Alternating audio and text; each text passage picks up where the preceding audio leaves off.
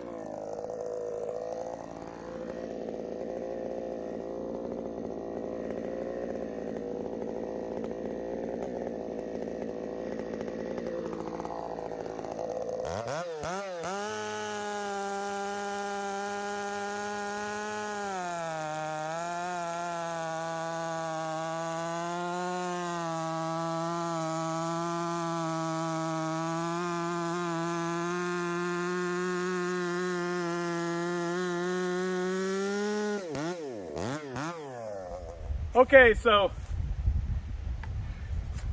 I have not looked at the footage yet, so I don't know, but the initial impressions is,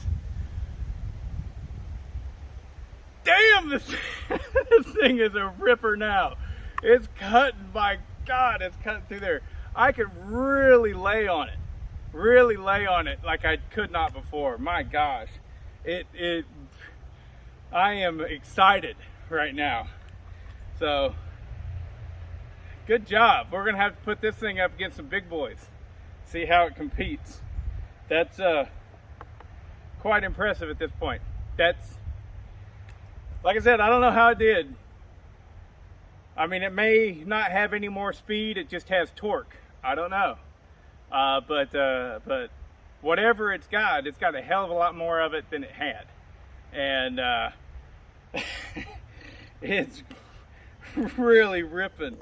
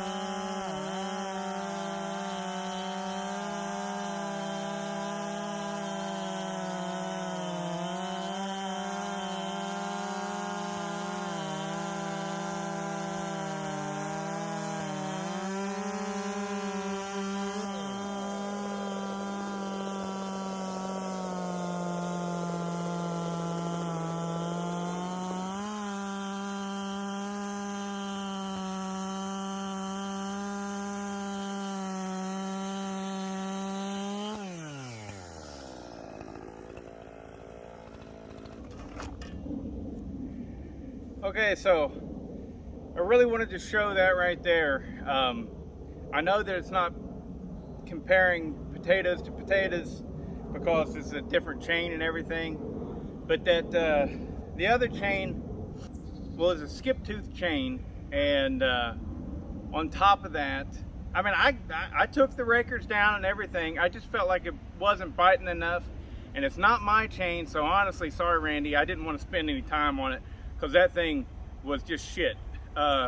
So this is my chain I just put on there. It's brand new out of the box. It's a EXL Oregon, full chisel, full house, but it's just out of the box, nothing special, but it's a lot more aggressive than that skip tooth was. And I don't know what the tape will tell you, but sure as hell felt like it cut through it 1,000,000 times faster. And where this is important, I mean, it's easy to look at that and go, well, that's not fair. Well, before, whenever this thing was stock, it did not enjoy all 28 inches being buried. And so if you had put this chain on the stock saw, it would have had a harder time pulling it. Times probably wouldn't have been much different because you would have been turning at a lower RPM, and so it would have just kind of evened out, even though this is a sharper, better cutting chain. That skip tooth was able to spin at higher RPMs for that stock saw, and so it was able to get through there a lot better. But now, as I am quite certain you just saw, this thing's got a hell of a lot more torque, and it can pull that more aggressive chain, which is going to dig in and cut through a hell of a lot faster. So with that being said and done, we're finished. You can finally see this damn video. I've been working on it. See, the video process is horrible because you get something and then you want to take pictures of it before the exhaust starts looking ugly, which they always do, guys. There's nothing you can do. There's nothing, you know, even if you chromed it, it would blue really quick. These things get hot. And so the only reason I'm painting them is so the thumbnail will look good. It's just like putting a girl in a bikini. Clickbait. You can't be mad at me for that. But very happy with the performance of this saw. Will it beat a 500i? I don't know. That's yet to be seen.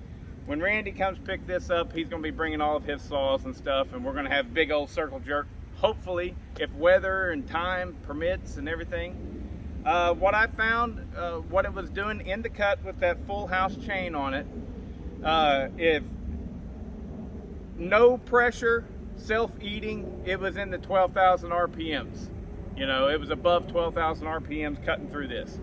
Whereas if I dogged it in, it would drop slightly below 10,000.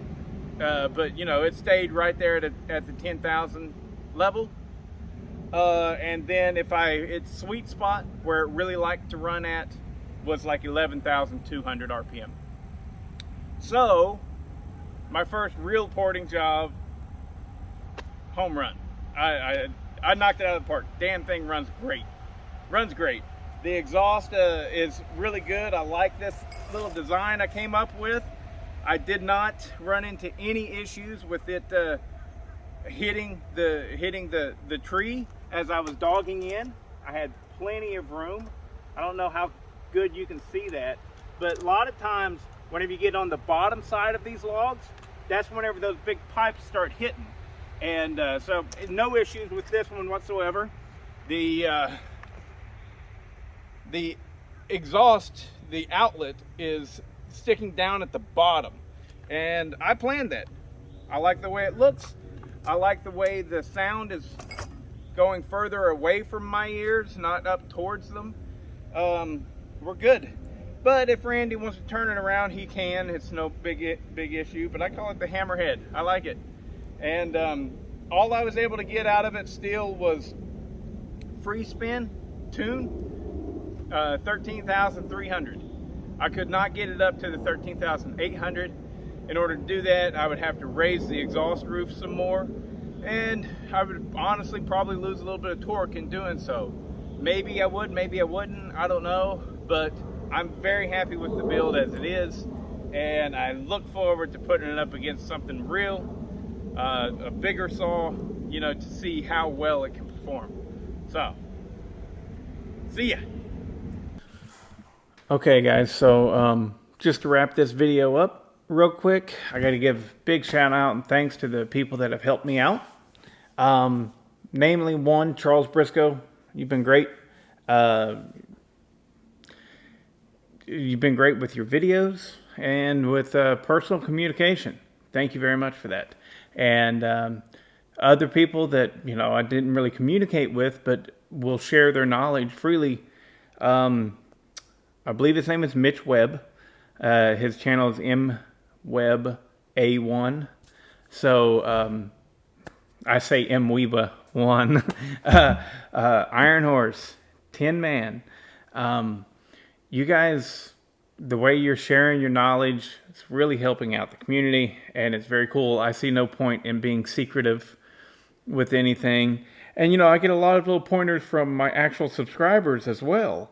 You know, Mr. Somebody, Todd. I can never remember my subscribers' names. But you know, a lot of you guys are out there. Oh, the sound guy, you know, you know a lot about this stuff too, and you put in your little comments, and I read them all. You know, I can't answer them all, or I don't, I should say. But yeah, this is a fun process for me, and I can't tell you, you know, I wish every one of you could put that thing in your hands from the beginning to the end. The power difference is astonishing. It really is a fun trip to have. And, you know, a lot of you guys might think that, you know, well, my 7310 pulls a 28-inch bar just fine. Well, there's the thing. Define just fine. So my first ported saw was the Thunder Kitten, and it was absurd that thing pulled with as much power as a 60cc saw. It's a 50cc saw, man. It's the lightest weight professional 50cc saw on the market, and it's pulling as hard as a stock 60cc saw. Holy crap. You know, it's real fun. You know, this is enjoyable to do, right? And same thing with this 7310 now. Personally, do I think it will beat the 500i?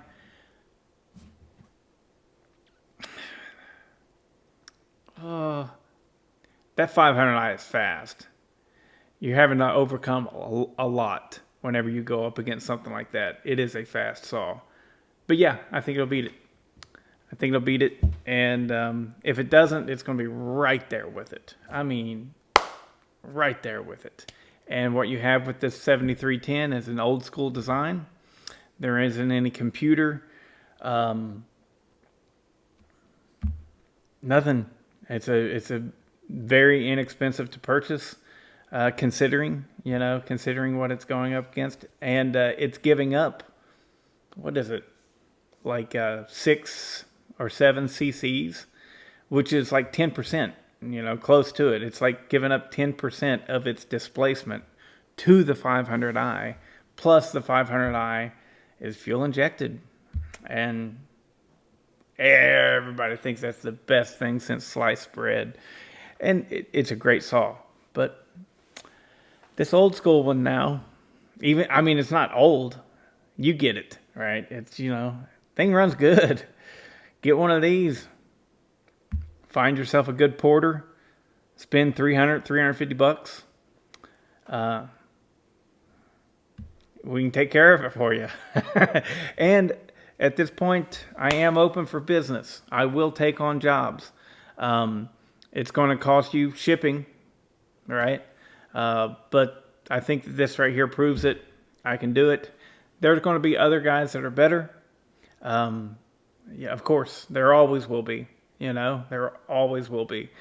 But a lot of times people, you can't even get a saw to them. So if I could take on a few here and there, it's going to really help out the channel, everything. So if you want me to port your saw, contact me at